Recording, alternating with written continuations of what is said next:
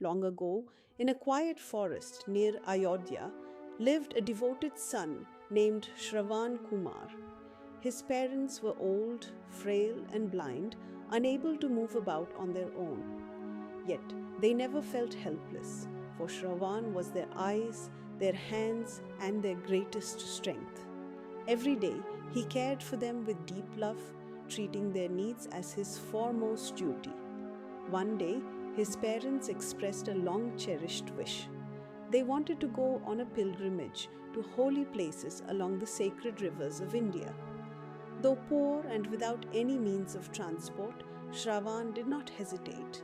He built a simple carrying device with two large baskets slung over his shoulders, gently seating his parents inside. With determination, he set off on foot, carrying them through villages, forests, and rivers, fulfilling their desire for spiritual peace. Despite the hardships of the journey, scorching sun, heavy rains, and rugged paths, Shravan never faltered.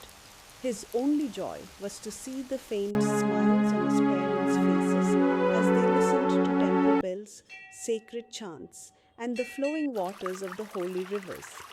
His devotion was so pure that people who saw him along the way blessed him, calling him an ideal son and an example of true dharma. One evening, while passing through a dense forest, Shravan stopped by a river to fetch water for his thirsty parents. As he bent down with the pitcher, an arrow suddenly struck him in the chest. King Dasharatha, who had been hunting nearby, had mistaken the sound of water filling the pitcher for that of a deer drinking. Realizing his grave mistake, the king rushed forward to see the young man he had wounded.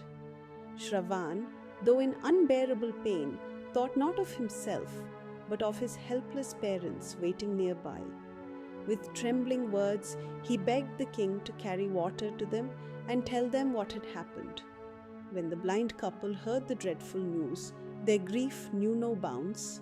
They cursed King Dasharatha, foretelling that he too would one day die of separation from his beloved son. Shravan Kumar's sacrifice became immortal in Indian lore. He was remembered not for the tragedy of his death, but for the shining example of filial devotion he set. His life taught that true dharma lies in selfless service, that a son's duty is to honor his parents with love and care. Even today, his story inspires generations, reminding all that the greatest strength is not in might or wealth, but in a heart filled with devotion,